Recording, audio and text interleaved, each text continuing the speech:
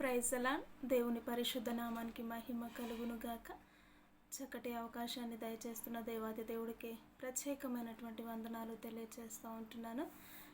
ఈ ప్రత్యేకమైనటువంటి సమయంలో పరిశుద్ధ గ్రంథంలో నుండి మనం ఒక లేఖనాన్ని చూసుకుందాం. మత్తయి స్వార్త 24వ అధ్యాయము 6-7 వచనాలను మనం చూసుకున్నట్లయితే, మరియు మీరు యుద్ధములను గూర్చియు యుద్ధ సమాచారములను గూర్చియు వినబోదురు. మీరు కలవరపడకుండా చూచుకొనుడి. ఇవి జరగవలసి ఉన్నవి గాని అంతము వెంటనే రాదు. జనము మీదికి జనమును, రాజ్యము మీదికి రాజ్యమును లేచును. అక్కడక్కడ కరువులను, భూకంపములను కలుగును. ఇవన్నీ వేదనలకు ప్రారంభములు కదా. అయితే దేవుని వాక్యము తెలియచేస్తూ ఉంటుంది. పరిశుద్ధాత్మ దేవుడు ముందుగానే కొన్ని వేల సంవత్సరాల క్రితము అయినా నేనే అల్ఫయు ఒమేగయు ఆదియు అంతమునై ఉంటున్న దేవుడను అని ఏ విధముగా దేవుడు పలికాడో ఆయనకు తెలుసు. జరగబోయే రోజులను గూర్చి, జరగవలసింది ఏంటో ఆయనకు సమస్తమును తెలిసిన దేవుడై ఉంటున్నాడు. కాబట్టి ఆయన స్పష్టముగా పరిశుద్ధ గ్రంథంలో రాయించాడు, ఇదిగో యుద్ధములు, అక్కడక్కడ యుద్ధాలు జరుగుతవి, సమాచారములను గూర్చి మీరు వింటారు. ఇగో అవి విన్న తర్వాత మీరు కలవరపడొద్దు, అంటే చింతపడవద్దు, భయపడవద్దు, అంతము అప్పుడే రాదు అని దేవుని వాక్యము తెలియజేస్తూ ఉంటుంది. కింది వచనాలను చూసినట్లయితే, జనము మీదికి జనములు, రాజ్యముల మీదికి రాజ్యములు, అక్కడక్కడ కరువులు, భూకంపాలు కూడా జరుగుతాయి అని దేవుని వాక్యము తెలియజేస్తూ ఉంటుంది.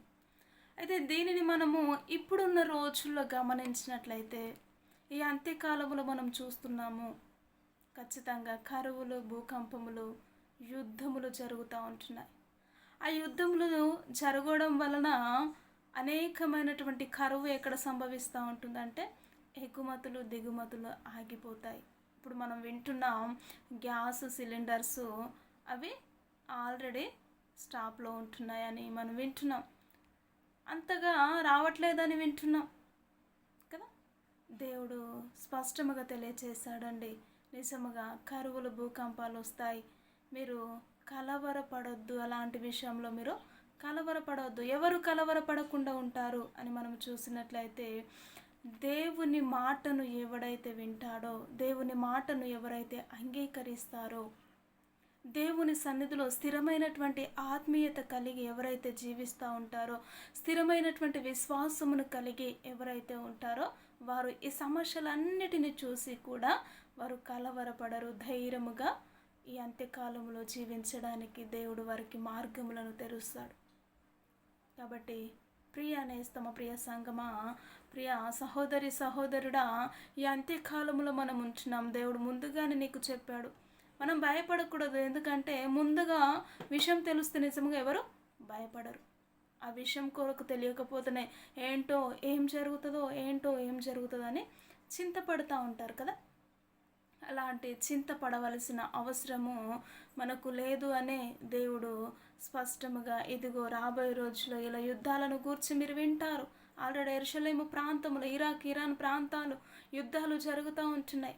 అనేకమైనటువంటి వారు మరణిస్తూ ఉంటున్నారు కదా, మనము గమనిస్తూనే ఉంటున్నాం. కాబట్టి దేవుని యందు నిలకడ కలిగి, విశ్వాసము కలిగి, అంత్యకాలంలో కింది వచనాల్లో మనం చూసినట్లయితే అబద్ధ బోధకులు కూడా బయలు వెళుతారు, అనేకమైనటువంటి అభ్యంతరములు లేస్తాయి అని కూడా వ్రాయబడి ఉంది కదా. అభ్యంతరములు నిజముగా ఒకరిపైన ఒకరు నిందలు వేసుకుంటున్నారు. ఆల్రెడీ ఆటోమేటిక్గా అన్ని సంఘాల్లో అక్కడక్కడ జరుగుతూనే ఉంటున్నాయి. కాబట్టి నిజముగా దేవుడు ఎంత మంచి దేవుడు అండి. ఫ్యూచర్ని గురించి మనకు ముందుగానే చెప్పి మనల్ని ఈ విధముగా బలపరుస్తూ ఉంటున్నాడు. అంటే మనం యేసయ్యలో ఎంత విశ్వాసమును కలిగి జీవించాలో అంత విశ్వాసమును కలిగి జీవించే వారమై యుందుముగాక. కాబట్టి నేటి దినము వరకు అన్ని విషయంలో మనం చింతిస్తూ బాధపడుతూ ఉంటున్నామేమో. యుద్ధ సమాచారంలో కొరకు విన్నప్పుడు కూడా ఏం జరుగుతుందో ఏంటో అని చింతించవలసిన పని లేదు.